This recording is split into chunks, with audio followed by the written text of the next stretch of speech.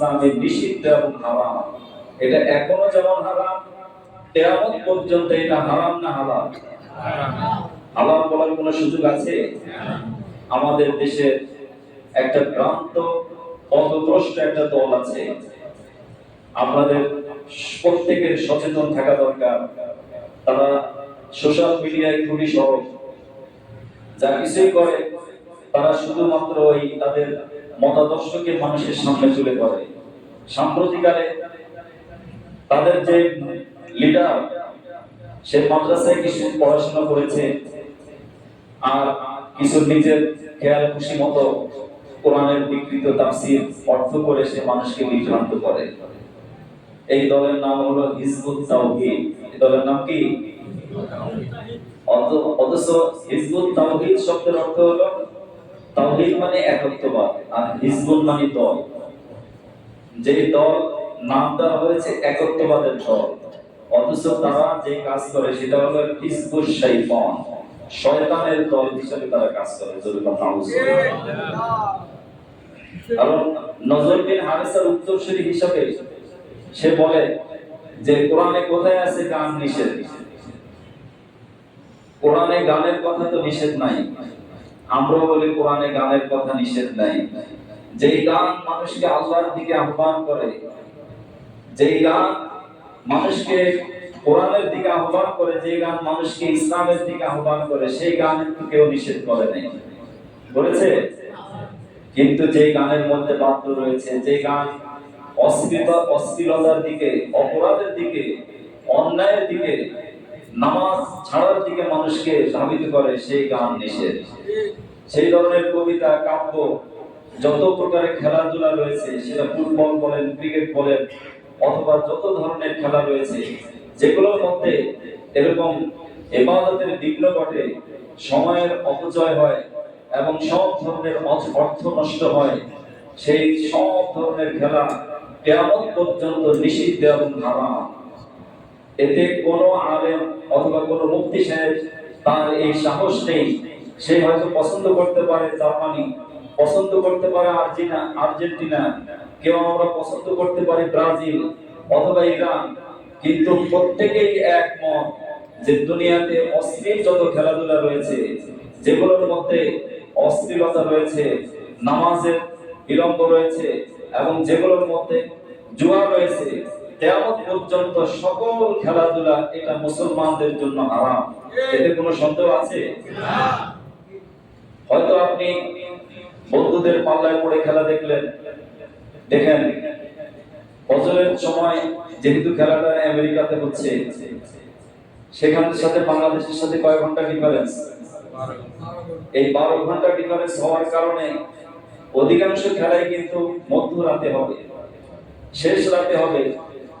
যুবক ভাই, যে সমস্ত যুবকেরা তারা বন্ধুদের সাথে একসাথে রাত জেগে খেলা দেখবে, সেই যুবকেরা তো হযরত আবু বকরের উত্তরসূরি। হযরত আবু বকর তিনি একজন যুবক ছিলেন, যাকে নবীজি প্রশ্ন করেছিলেন, হে আবু বকর,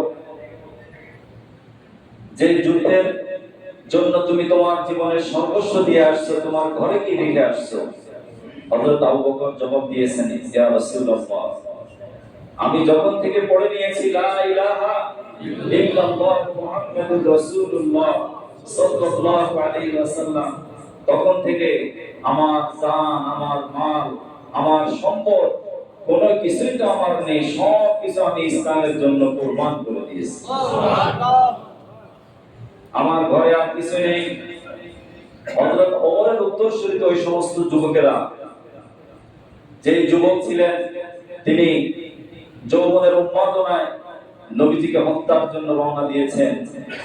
যখনই তিনি কোরআনের আওয়াজ শুনেছেন, তাহা মা আনজালনা আলাইকাল কুরআনা লিতাশকা, যে আল্লাহ রাব্বুল আলামিন আপনার উপরে কোরআন নাযিল করেছে, সেই কোরআন আপনাকে কখনো পথহারা বানাবে না, আপনাকে কখনো হতভাগা বানাবে না, আপনার ভাগ্য কখনো নষ্ট হবে না, আপনি কখনো দুর্ভাগ্যে পড়বেন না। কোরআন ধরবেন, আপনার ভাগ্য সুপ্রসন্ন হবে, আপনার মর্যাদা, আপনার সম্মান দুনিয়াতে এবং আখিরাতে বাড়িয়ে দিবেন কে? আল্লাহ। এই জন্য মুহতারাম হাজিরিন, তিনি যখন এই সুর ঝঙ্কার তার কানের ভিতরে প্রবেশ করেছে, আল্লাহ রাব্বুল আলামিন তার অন্তরকে পরিবর্তন করে দিয়েছেন। অন্তর যখন পরিবর্তন হয়ে গেছে, হযরত ওমর রাদিয়াল্লাহু তাআলা আনহু ইসলামের জন্য তিনি তার জীবনের অর্ধেক সম্পদ আল্লাহ দ্বীনের জন্য ব্যয় করে দিয়েছেন, ঠিক কিনা? হযরত ওসমান, হযরত আলী, হযরত তালহা, হযরত জুবায়ের,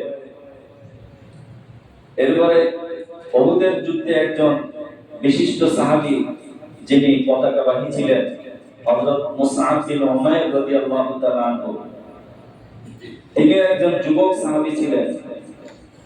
এই মুসআব বিন উমাইর তিনি আমিরুল লাওয়াইল মুসলিমিন ছিলেন, মুসলমানদের পতাকাবাহী। মক্কার একটা সম্ভ্রান্ত পরিবারের সন্তান, বাড়ি গাড়ি, টাকা পয়সা, ধন দৌলত, তৎকালীন সময়ে ঐশ্বর্য, ধন সম্পদ কোনো কিছুই তার অভাব ছিল না। কিন্তু শুধুমাত্র ইসলাম ধর্ম গ্রহণ করার কারণে তাকে পরিবার থেকে কি করা হয়েছে? পরিবার থেকে বের করে দেওয়া হয়েছে, সমাজ থেকে বের করে দেওয়া হয়েছে। তিনি বাধ্য হয়ে মক্কা থেকে মদিনায় হিজরত করে গেলেন। মদিনাতে যখন ঘোষণা আসলো উহুদের যুদ্ধের, তিনি নবীজি সাল্লাল্লাহু আলাইহি সাল্লামের কাছে পারমিশন দিলেন, ইয়া রাসূলুল্লাহ, আমি উহুদের যুদ্ধে ইসলামের পতাকা হাতে রাখতে চাই। আল্লাহ রাসূল মঞ্জুর করে নিলেন, সুবহানাল্লাহ। তাকে কাফের মুশরিকরা উহুদের যুদ্ধে পতাকা যেহেতু তার হাতে ছিল, কালিমা তাইয়্যিবার পতাকা, তার সমস্ত শরীরে আঘাত করা হয়েছে। এক কোপে ইবনে কুমাইয়া নামে একজন যুবক, কাফের যুবক, সে এক কোপ দিয়ে তার ডান হাতের এই কবজি ফেলে দিয়েছে। পতাকা তিনি মাটিতে পড়তে দেননি, হাতের কবজি পড়ে গেছে, সঙ্গে সঙ্গে বাম হাত দিয়ে কালেমার পতাকা তুলে ধরেছেন, সুবহানাল্লাহ। এভাবে রক্ত ঝরছে। সেই যুবকরা এই হযরত মুসআব বিন উমাইরের ঘটনা জানে না। এজন্য মুহতারাম হাজিরিন, যে যুবকদের ব্যাপারে নবীজি বলেছেন যে আরশের নিচে ওই সমস্ত যুবকেরাই ছায়া পাবে যেদিন আল্লাহ আরশের ছায়া ছাড়া আর কোনো ছায়া মিলবে না, আর কোনো আশ্রয় মিলবে না। সূর্য একদিন মাথার উপরে থাকবে, মাথার মগজ টক টক টক টক করে ফুটন্ত পানির মতো করতে থাকবে। ঠিক সেই মুহূর্তে আল্লাহ রাব্বুল আলামিন দয়া করে ওই সমস্ত যুবকদেরকে তার আরশের ছায়ায় চমৎকার ভাবে আশ্রয় দিবেন, যারা যৌবনে আল্লাহর ইবাদত করেছে, সুবহানাল্লাহ। হযরত মুসআব বিন উমাইর রাদিয়াল্লাহু তাআলা আনহু, তিনি বাম হাত দিয়ে ইসলামের পতাকা তুলে ধরলেন। ইবনে কুমাইয়া আবার পেছনের দিকে ফিরে এসে তার বাম পাশে এসে আবার বাম হাত কেটে দিল, দুই হাত নাই। এবার তিনি দুই বাহু দিয়ে ইসলামের পতাকাকে এইভাবে ধরে রাখলেন, সুবহানাল্লাহ। এরপরে দুই বাহু পর্যন্ত কেটে দেওয়া হলো। তিনি তার মুখ দিয়ে এইভাবে দাঁত দিয়ে কালিমার পতাকা উড়ায় তুলে ধরলেন, মাটিতে পড়তে দেন নাই, সুবহানাল্লাহ ওয়া বিহামদিহি। এজন্য মুহতারাম হাজিরিন, এই ঘটনাগুলো যখন আমরা হাদিসের পাতায় পাতায় শুনি, দেখি, পড়ি, তখন আমরা উজ্জীবিত হই যে একজন মুমিন মুসলমান এই হিজরি সনের মাসটা চলে যাচ্ছে, জিলহজ মাসের পরে মুহররম শুরু হবে, একটি বছর আমাদের থেকে বিদায় নিয়ে যাচ্ছে। তার মানে একটা প্রহর, একটা জীবন আস্তে আস্তে বরফ খণ্ডের মতো বলতে শুরু করেছে। কার কখন কঠিন হবে। যে হাজী সাহেবরা আল্লাহর ঘর জিয়ারত করে আসছেন, এই হাজী সাহেবরা কি শিক্ষা নিয়েছেন? আমরা সেই হজ থেকে কি শিক্ষা নিয়েছি? দুই টুকরা সিলাইবিহীন কাপড়, এটা মনে করে দেয় যে মৃত্যুর পরবর্তী কাপড়ের কথা, ঠিক কিনা বলেন? এই কাপড়ের কাপড় হয়তো আমাদের অনেকের ভাগ্য নাও হতে পারে। আকস্মিক পানিতে, বিমানে অথবা আগুনে দগ্ধ হয়ে তো আমরা অনেকেই মরে যেতে পারি, ঠিক কিনা বলেন? সেখানে তো আর কাপড়ের কাপড় পরানোর কোনো সুযোগ থাকবে না। যখন হাজী সাহেব তাওয়াফ করে আল্লাহর ঘর সামনে নিয়ে চতুর্দিকে যখন আল্লাহর ঘর প্রদক্ষিণ করে, তার ভিতরে অনুভূতি জাগ্রত হয়, জীবন আমার, মরণ আমার, কেন্দ্র একমাত্র কে? আমার জীবনের কেন্দ্রই একমাত্র কে? Centre of my life almighty Allah. Allah ছাড়া আমার জীবনের আর কোনো কেন্দ্র নাই, সেন্টার নাই। আমার জীবনের প্রতি, আমার জীবনের লক্ষ্য উদ্দেশ্য একটাই, আল্লাহর সন্তুষ্টি, আল্লাহর রিজামন্দি। আল্লাহ পাকের রিজামন্দি ছাড়া আমার আর কোনো জীবনের প্রতি হতে পারে না। মুহতারাম হাজিরিন, যখন হাজী সাহেব আরাফার ময়দানে অবস্থান করেন, তার ভিতরে এটা জাগ্রত হয় যে হাসরের ময়দানটাও এমন হবে, যে হাসরের ময়দানে ইয়াউমা ইয়াফিরুল মারউ মিন আখিহি ওয়া উম্মিহি ওয়া আবিহি, যেদিন মা তার সন্তানের পরিচয় দিবে না, সন্তান মায়ের পরিচয় দিবে না, কেউ কাউকে চিনবে না, প্রত্যেকে শুধু ইয়া নাফসি করতে থাকবে, নিজেকে নিয়ে ব্যস্ত থাকবে। সেই মুহূর্তটা আরাফার ময়দানে মনে পড়ে যায়।